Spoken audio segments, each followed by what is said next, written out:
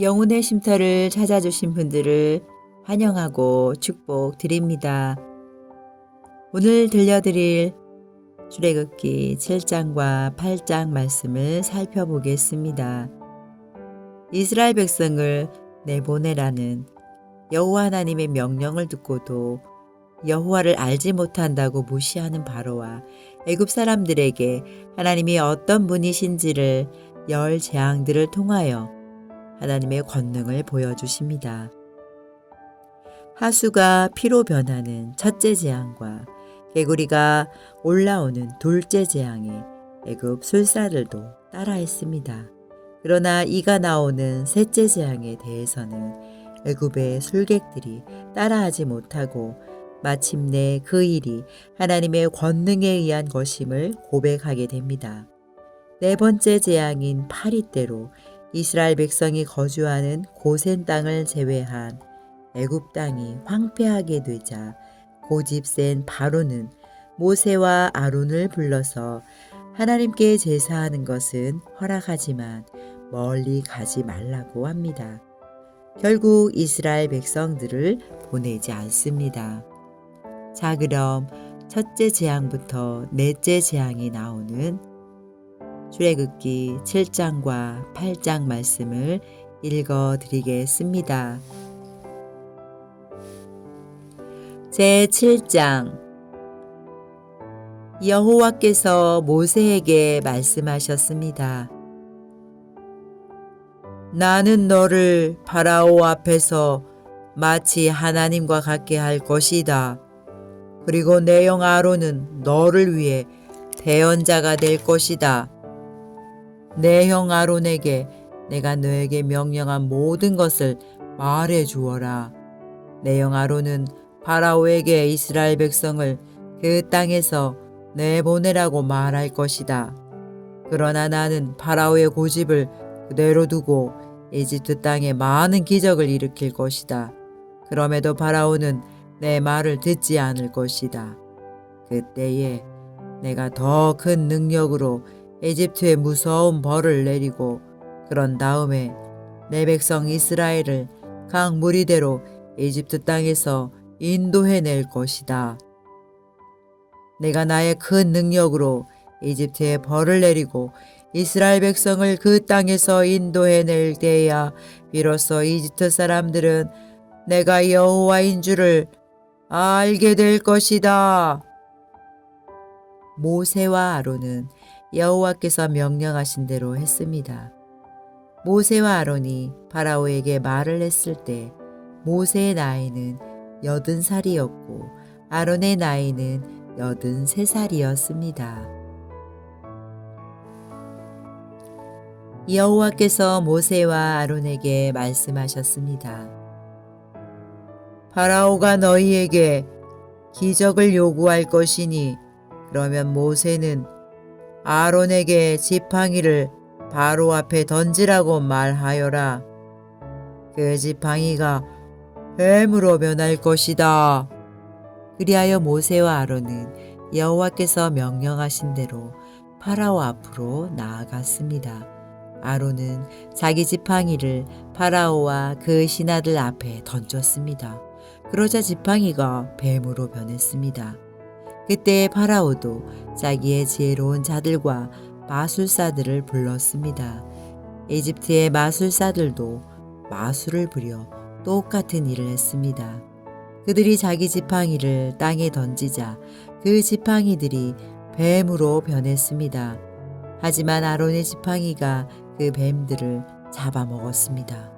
그러나 파라오는 고집을 부리며 모세와 아론의 말을 듣지 않았습니다. 여호와께서 말씀하신 그대로였습니다. 여호와께서 모세에게 말씀하셨습니다. 파라오는 고집이 세서 백성을 내보내려 하지 않는다. 아침에 파라오가 나일강으로 나올 것이니 너는 가서 강가에서 그를 만나라. 뱀으로 변했던 지팡이를 가지고 가거라. 그에게 이렇게 말하여라. 히브리 사람들의 하나님 여호와께서 나를 왕에게 보내셨습니다. 주님께서 내 백성을 광야로 보내서 나를 예배할 수 있게 하라고 말씀하셨지만 지금까지 왕은 이 말씀을 듣지 않았습니다. 그러므로 여호와께서 이 일로 그분이 여호와라는 것을 왕에게 알게 할 것이라고 말씀하십니다. 보십시오. 내 손에 있는 이 지팡이로 내가 나일강의 물을 치겠습니다. 그러면 나일강이 피로 변할 것입니다. 강의 물고기들은 죽고 강물에서는 냄새가 나서 이집트 사람들이 나일강의 물을 먹지 못하게 될 것입니다. 여호와께서 모세에게 말씀하셨습니다. 아론에게 지팡이를 들어 이집트의 모든 강과 운하와 연못과 늪을 향해 손을 뻗으라고 하여라. 이집트 모든 땅의 물이 변하여 피가 될 것이다. 나무 그릇이나 돌 항아리에 있는 물까지도 피로 변할 것이다. 그리하여 모세와 아론은 여호와께서 명령하신 대로 했습니다. 아론은 지팡이를 들어 파라오와 그 신하들이 보는 앞에서 나일강의 물을 쳤습니다. 그러자 나일강의 물이 모두 피로 변했습니다. 나일강의 물고기들이 죽고 강에서 냄새가 나기 시작했습니다. 그래서 이집트 사람들은 그 물을 마실 수가 없었습니다. 이집트 모든 땅이 피로 가득 찼습니다. 이집트의 마술사들도 마술을 부려 똑같은 일을 했습니다. 그러자 파라오는 더욱 고집스러워져서 모세와 아론의 말을 듣지 않았습니다. 모든 일이 여호와께서 말씀하신 대로 일어났습니다. 파라오가 몸을 돌이켜 왕궁으로 돌아갔습니다. 그는 모세와 아론이 한 일을 무시해 버렸습니다. 이집트 사람들은 나일강의 물을 마실 수가 없었습니다. 그래서 모든 이집트 사람들은 마실 물을 얻기 위해 나일 강가에 우물을 팠습니다. 여호와께서 나일강의 물을 피로 변하게 하신 지 7일이 지났습니다. 제8장 여호와께서 모세에게 말씀하셨습니다. 파라오에게 가서 전하여라. 여호와께서 이렇게 말씀하셨습니다. 내 백성을 보내서 나를 예배할 수 있게 하여라. 만약 그렇게 하지 않으면 이집트를 개구리로 벌할 것이다. 나일강이 개구리로 가득 찰 것이다. 개구리들이 강에서 나와 너의 왕궁으로 들어갈 것이다. 개구리들이 내 침대와 침실에 들어갈 것이며 내 신하들과 백성들의 집에도 들어갈 것이다. 개구리들이 화덕과 반죽 그릇에도 들어갈 것이며 너와 내 백성과 내 신하들의 몸속으로도 기어 들어갈 것이다. 여호와께서 모세에게 말씀하셨습니다. 아론에게 명하여 강과 운하와 늪을 향해 지팡이를 든 손을 뻗게 하여라. 그리하여 개구리들이 이집트 땅으로 올라오게 하여라. 아론은 이집트의 물 위로 손을 뻗었습니다. 그러자 개구리들이 물에서 나와서 이집트 땅을 덮었습니다. 마술사들도 마술을 부려 똑같은 일을 했습니다. 그들도 이집트 땅에 개구리들이 생겨나게 했습니다. 파라오가 모세와 아론을 불러서 말했습니다. 여호와께 기도하여 나와 내 백성이 있는 곳에서 개구리들을 몰아내어라.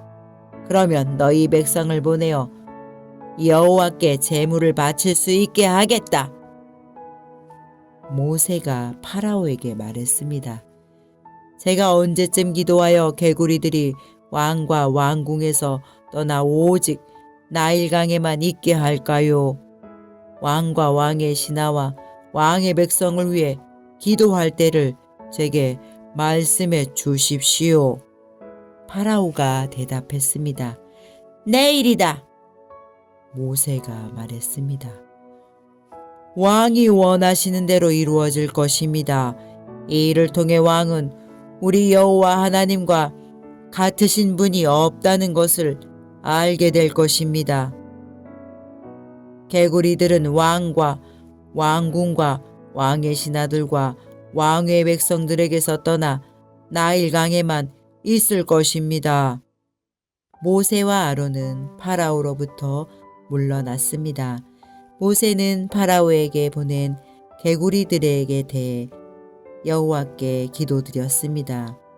그러자 여호와께서는 모세의 기도를 들어주셨습니다. 집과 뜰과 마당에 있던 개구리들이 다 죽었습니다. 이집트 사람들은 개구리들을 무더기로 쌓았습니다. 모든 땅에 개구리 냄새가 가득했습니다. 파라오는 일단 숨을 돌리게 된 것을 알자 또다시 고집스러워졌습니다. 그는 여호와께서 말씀하신 대로 모세와 아론의 말을 듣지 않았습니다. 여호와께서 모세에게 말씀하셨습니다. 아론에게 지팡이로 땅 위에 먼지를 치라고 말하여라. 그러면 온 이집트의 먼지가 이로 변할 것이다. 모세와 아론은 그대로 했습니다. 아론은 손에 들고 있던 지팡이로 땅 위에 먼지를 쳤습니다. 그러자 이가 사람과 짐승의 몸속에 생겨났습니다. 마술사들도 마술로 이가 생기게 하려고 했습니다. 그러나 그들은 그렇게 하지 못하였고 사람과 짐승의 몸에 이가 그대로 있게 되었습니다. 마술사들이 파라오에게 말했습니다. 이 일은 하나님의 능력으로 된 일입니다. 하지만 파라오는 고집을 부리며 그들의 말을 들으려 하지 않았습니다. 여호와께서 말씀하신 대로 되었습니다. 여호와께서 모세에게 말씀하셨습니다. 아침에 일찍 일어나서 파라오를 만나라. 그가 강으로 나올 것이니 그에게 이렇게 전하여라. 여호와께서 이렇게 말씀하셨습니다. 내 백성을 내보내어 나를 예배할 수 있게 하여라.